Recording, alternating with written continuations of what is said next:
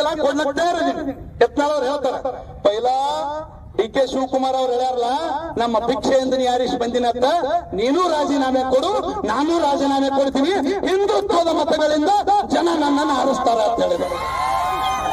ಆ ತಾಕತ್ತಿದೆ ರಾಜ್ಯಾಧ್ಯಕ್ಷರೇ ನಿಮಗೆ. ಇದನ್ನ ಕರ್ನಾಟಕ ಜನತೆ ಇವತ್ತು ಕೇಳ್ತಾ ಇದ್ದಾರೆ. ನೋಡ್ರಿ, ಇವತ್ತು ಬಹಳ ನೋವು ಆಗ್ತಾ ಇದೆ. ದೇಶದಲ್ಲಿಯೇ ನಮ್ಮ ಮಠ ಮಂದಿರಗಳು, ಸಾಕಷ್ಟು ಜನ ರೈತರು ಇಲ್ಲಿ ಬಂದಿದ್ದೀರಿ. ನಮ್ಮ ಪಹಣಿಯಲ್ಲಿ ವಕಫ್ ಸುನ್ನಿ ಅಂತ ಬರ್ತಾ ಇತ್ತು. ಕೇವಲ ವಿಜಯಪುರದಲ್ಲಿಯೇ ಅಂದಾಜು 15,000 ಎಕರೆ ವಕಫ್ಗೆ ಪರಿವರ್ತನೆ ಆಗಿತ್ತು. ಕರ್ನಾಟಕದಲ್ಲಿ 1,12,000 ಎಕರೆ ರೈತರ ಮಠ ಮಂದಿರಗಳ ಜಮೀನನ್ನು ಕೆಲ ಜಿಹಾದಿ ವಕಫಿನ ನಾಯಕರು ಲೂಟಿ ಮಾಡ್ತಾ ಇದ್ರು.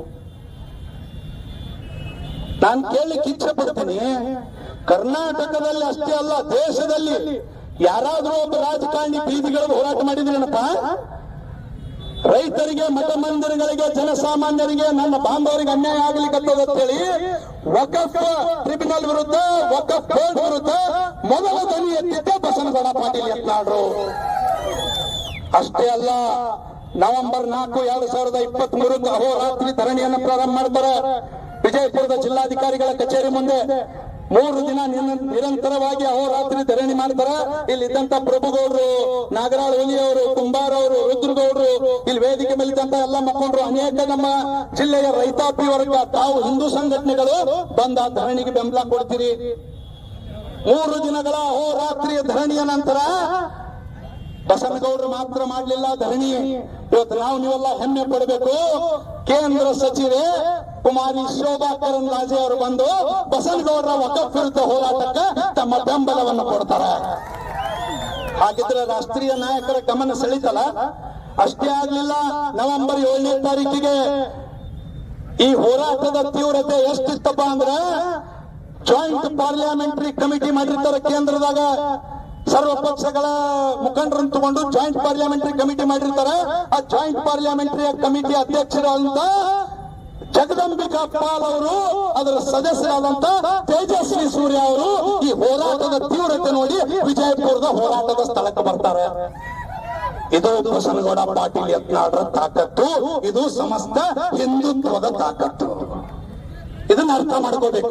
ಇವತ್ತು ಸನ್ಮಾನ್ಯ ನರೇಂದ್ರ ಮೋದಿ ಅವರು ಏನ್ ಗೊತ್ತಾ ನಿಮ್ಗೆ, ವಕಫ್ ಇಷ್ಟು ಬಿಸಿಲಲ್ಲಿ ನಾವು ಮಾತನಾಡ್ತಾ ಇದ್ದೇವೆ, ನಾವೆಲ್ಲ ಕೇಳ್ತಾ ಇದ್ದೀರಿ ಅಂದ್ರೆ, 1913ರಲ್ಲಿ ಮೊದಲ ಬಾರಿ ಭಾರತದಲ್ಲಿ ವಕಫ್ ಪ್ರಾರಂಭ ಆಗ್ತದ. ಎಷ್ಟು?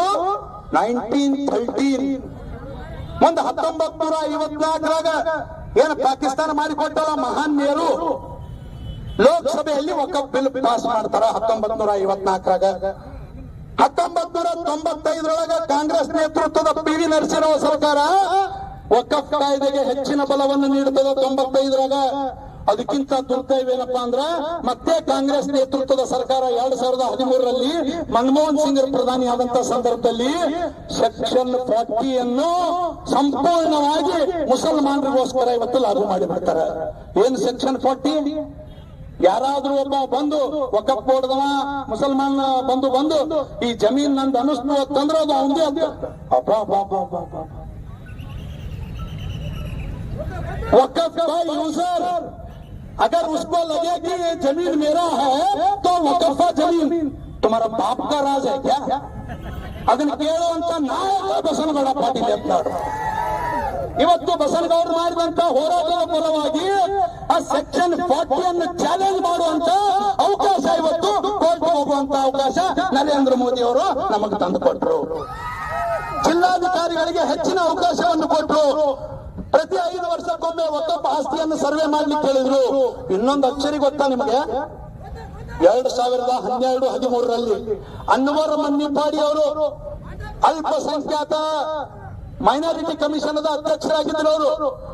ಅವರು ನಮ್ಮ ಬಿಜೆಪಿ ಸರ್ಕಾರದ ಮುಖ್ಯಮಂತ್ರಿಗಳಿಗೆ ರಿಪೋರ್ಟ್ ಕೊಡ್ತಾರೆ.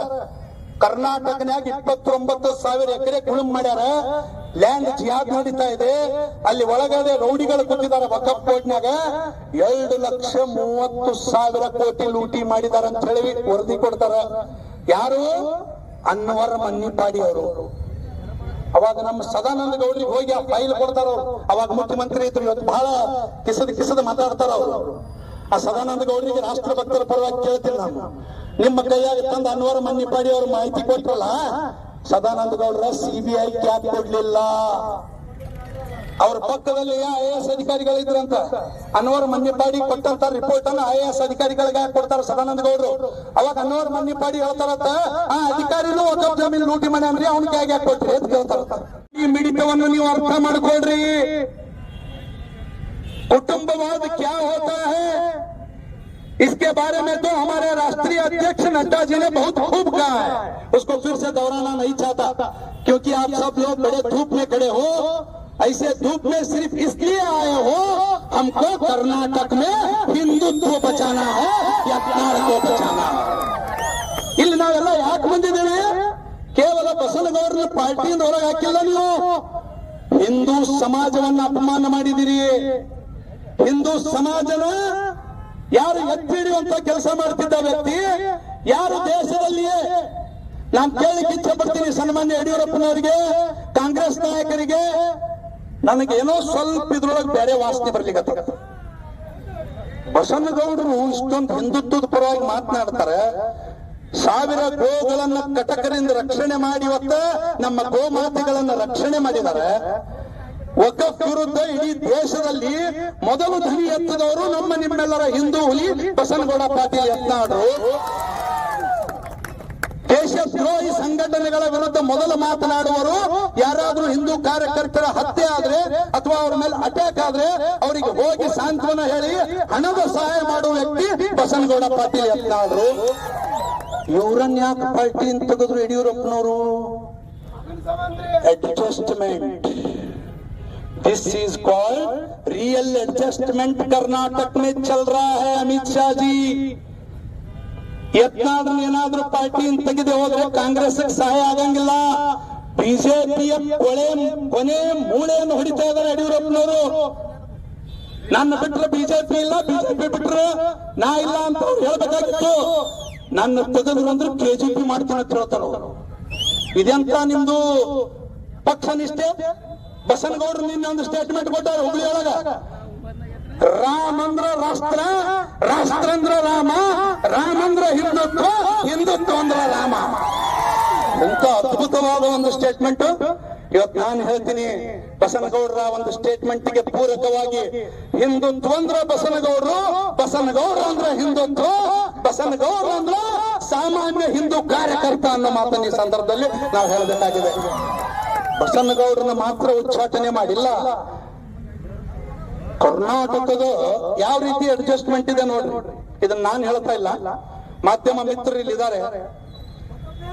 ಕಳೆದ ಕೆಲ ತಿಂಗಳ ಹಿಂದೆ ಕರ್ನಾಟಕ ಪ್ರದೇಶಿನ ಕಾಂಗ್ರೆಸ್ ಅಧ್ಯಕ್ಷ ಇಂದಿನ ಉಪಮುಖ್ಯಮಂತ್ರಿಗಳು ಒಂದು ಸ್ಟೇಟ್ಮೆಂಟ್ ಕೊಡ್ತಾರೆ. ವಿಜಯೇಂದ್ರ ಅವ್ರು ಹೇಳಿರೋದ, ವಿಜಯೇಂದ್ರ ಕಾಂಗ್ರೆಸ್ಸಿನ ಭಿಕ್ಷೆಯಿಂದ ನೀನು ಇವತ್ತು ವಿಧಾನಸಭೆ ಪ್ರವೇಶ ಮಾಡಿದೀಯಾ. ಅರ್ಥ ಏನು? ಕಾಂಗ್ರೆಸ್ ಏನಾದ್ರೂ ಶಿಕಾರಿಪುರದಲ್ಲಿ ನಾಗರಾಜ್ ಗೌಡನವರಿಗೆ ಟಿಕೆಟ್ ಕೊಟ್ಟಿದ್ರೆ ವಿಜಯೇಂದ್ರ ನೀನು ಅಸೆಂಬ್ಲಿಗೆ ಬರ್ತಿರ್ಲಿಲ್ಲ. DK ಶಿವಕುಮಾರ್ ಹೇಳ್ತಾರೆ. DK ಶಿವಕುಮಾರ್ ಅವರ ಮಾತಿಗೆ ಮಾನ್ಯ ವಿಜಯೇಂದ್ರ ಅವರೇ, ಇಲ್ಲಿವರೆಗೆ ನೀವು ಉತ್ತರ ಕೊಟ್ಟಿಲ್ಲ. ಯಾಕೆ? ಅಡ್ಜಸ್ಟ್ಮೆಂಟ್ ಅಂದ್ರೆ ಅವ್ರು ಹೇಳಿರೋದು ನಿಜ ಅದಲ್ಲ, ಕೊಡಬೇಕಾಗಿತ್ತಲ್ಲ. ಬಸನಗೌಡರು ನಿನ್ನೆ ಮಾತನ್ನು ಪೂರಕವಾಗಿ ಇಟ್ಟುಕೊಂಡು ಹೇಳಿದ್ದಾರೆ, ನನ್ನ ರಾಜೀನಾಮೆಯನ್ನು ಕೆಲವು ವಿಜಯೇಂದ್ರ ಚೇಲಾಗಳು ಕೇಳ್ತಾ ಇದ್ದಾವೆ. ಆ ಚೇಲಾಗಳ ಮುಖಾಂತರ ಮಾತನಾಡಿಸಬೇಡ ವಿಜಯೇಂದ್ರ, ನಿನಗೆ ತಮ್ಮ ತಾಕತ್ತಿದ್ರೆ ನೇರವಾಗಿ ನನ್ನ ಜೋಡಿ ಮಾತಾಡ್ತಾರೆ.